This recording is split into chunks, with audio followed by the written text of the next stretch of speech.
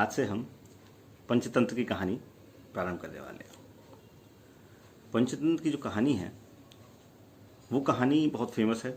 हो सकता है आप बच्चों ने कहीं ना कहीं किसी किताब से इसकी कुछ कहानियाँ पढ़ी हों, लेकिन पंचतंत्र की कहानियाँ वैसी नहीं है जैसी किताब में आपने पढ़ी हैं। इसीलिए हम पंचतंत्र को स्टार्ट करेंगे, जिसमें पूरी डिटेल के साथ हम पंचतंत्र को पढ़ेंगे और इसमें बहुत सारी कहानियाँ हैं जिसको हम इस वीडियो सेशन से स्टार्ट कर रहे हैं। तो आज मैं पंचतंत्र की पहली स्टार्टिंग कहाँ से होती है वहाँ से आपको बताता हूँ। ओके, इस वीडियो के बाद आपको बताना है कि ये वीडियो आपको कैसा लगा। राइट, तो एक थे राजा अमर सिंह, उनके थे 3 बच्चे। लेकिन तीनों बच्चे कैसे थे? नंबर 1 थे ऊधमी और बदमाश। ठीक है, जैसे आप हो।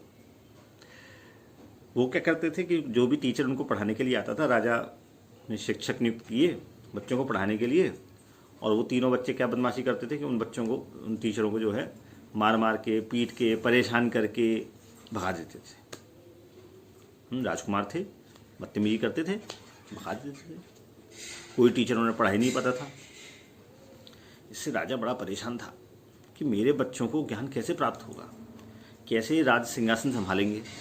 इनमें तो इतनी बुद्धि नहीं है कि कैसे बात की जाती है, किससे दोस्ती करनी चाहिए, किससे नहीं करनी चाहिए, मतलब सामाजिक व्यवहार का ज्ञान ही नहीं है इनको।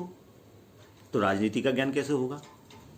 और अगर वो नहीं होगा तो फिर ये राज सिंहासन कौन संभालेगा? तो बड़ा परेशान था कि मेरे बच्चे, जैसे अब हमारे पेरेंट्स परेशान होते हैं ना कि तुम पढ़ लिख नहीं रहे हो, ऐसे ही वो राजा परेशान था कि इन बच्चों का क्या करूँ मैं, कैसे इनको ज्ञान दूँ, कैसे इनको पढ़ाऊँ, कौन पढ़ा पाएगा इनको, ये तो सारे टीचर को भगा देते हैं। तो राजा ने एक दिन दुखी होकर के अपने दरबार में लोगों से कहा कि जिस आदमी के बच्चे मूर्ख होते हैं, जिस औरत के बच्चे मूर्ख होते हैं, वो उन औरतों से भी गई बीती है जिसके बच्चे ही नहीं होते। यानी बच्चा ना होना ज़्यादा अच्छा है बजाय बच्चों के मूर्ख होने के। और ये बात कह के राजा जो है राज्यसभा में बड़ा दुखी, बड़ा परेशान था।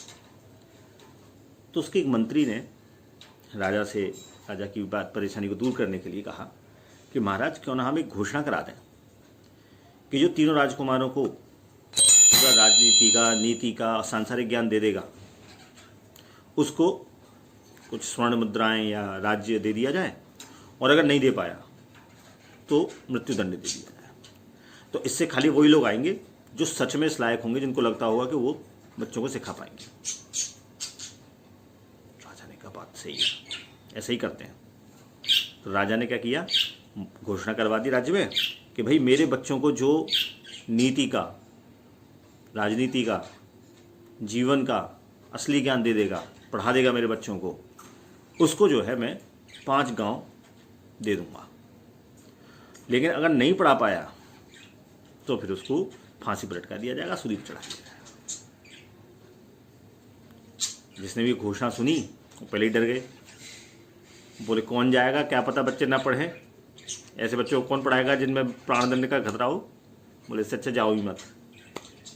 बहुत से लोग नहीं गए, लेकिन कुछ ऐसे थे जिनको अपने ज्ञान पे बड़ा गर्व था। उन्होंने कहा हम जाएंगे, हम पढ़ा देंगे बच्चों को। गए राज दरबार में। राजा ने कहा सोच लो महाराज, नहीं पढ़ा पाए तो फांसी मिलेगी। उन्होंने कहा ठीक है, फांसी दे देना। कितना समय देंगे आप?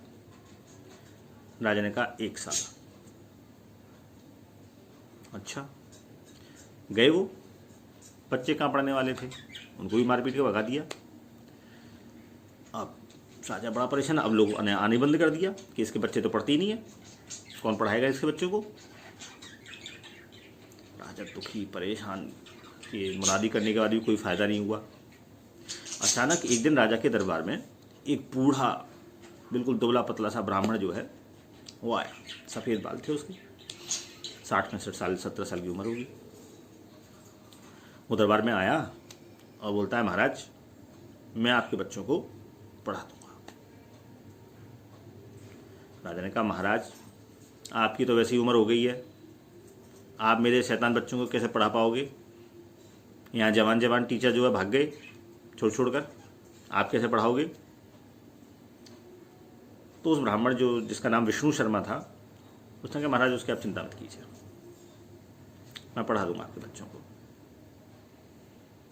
कहा ठीक है भाई, अगर आपको इतना भरोसा है जाइए बच्चों को पढ़ाइए।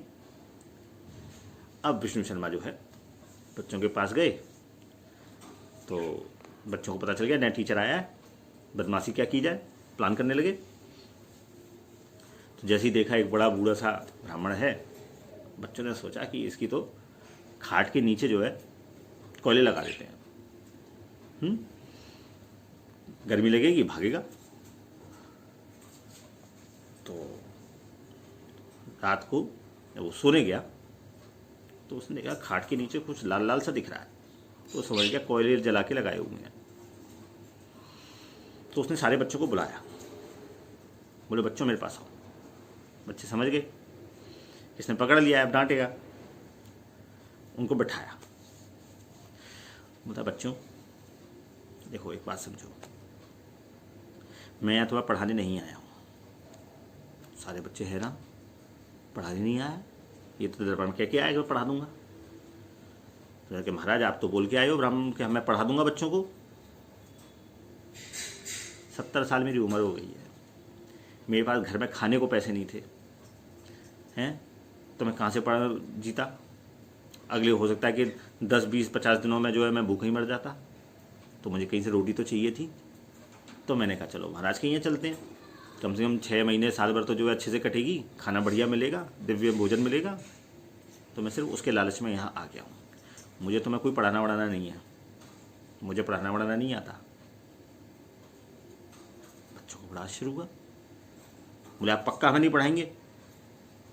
ब्राह्मण ने कहा मुझे तुमसे कोई मतलब ही नहीं, तुम्हें जो मर्जी ऐसो करना, मुझे पढ़ाना आता ही नहीं, मुझे तो बस एक ही चीज़ आती है। बच्चों ने पूछा क्या? बोले मुझे सिर्फ कहानियाँ कहना आता है और कुछ आता ही नहीं मुझे, मैं सिर्फ कहानियाँ ही सुना सकता हूँ। बच्चों को और क्या चाहिए? बच्चों को तो ऐसा लाल भुजक्कड़ चाहिए जो बैठा बैठा कहानी सुनाता रहे। बच्चों ने कहा आपको कहानियाँ आती हैं? बोले हाँ बेटा मेरे को तो बस कहानियाँ ही कहानियाँ आती हैं, मेरे को कोई नॉलेज वॉलेज नहीं है। ये तो बस खाने के लालच में मैं यहाँ आ गया हूँ, कम से कम 6 महीने साल भर मेरे अच्छे से कट जाएंगे, उसके बाद राजा फांसी चला देगा। उम्र ही कितनी बची है मेरी, साल भर तो आराम से कट जाएगा। तो बच्चे जो चिपक गए,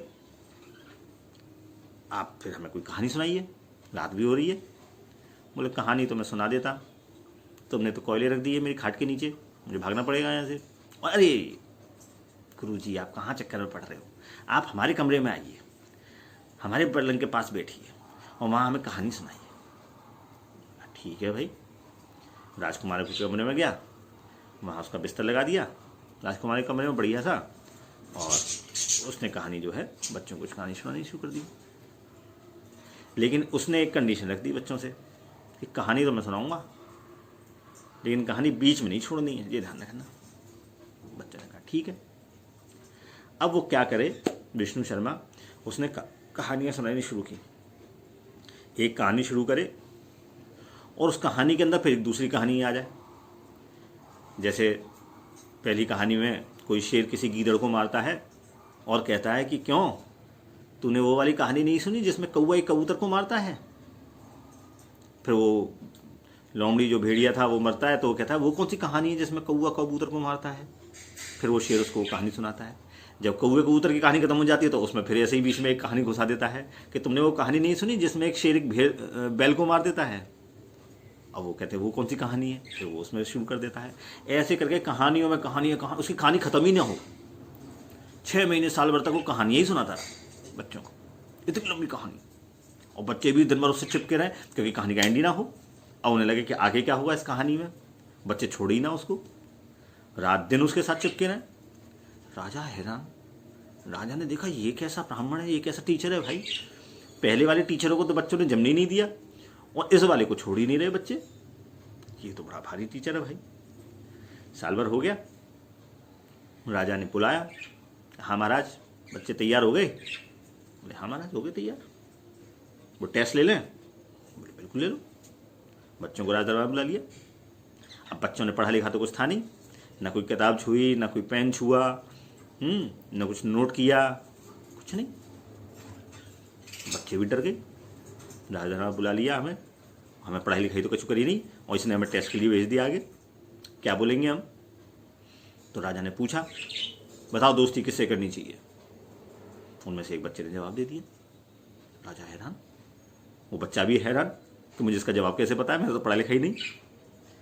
फिर राजा ने कहा कि अगर कोई शत्रु हमला कर दे और बाद में माफ़ी मांग ले हारने के बाद, तो क्या करना चाहिए। दूसरे बच्चे ने आंसर कर दिया।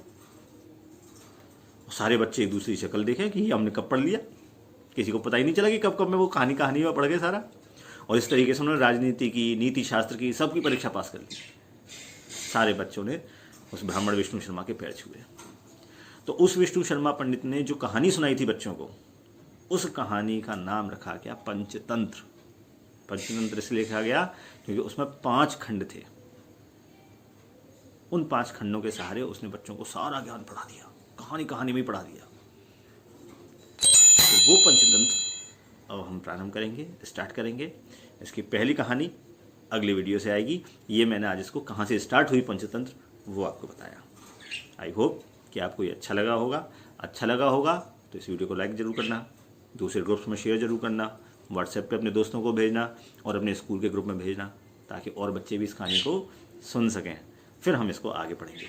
Okay, bye.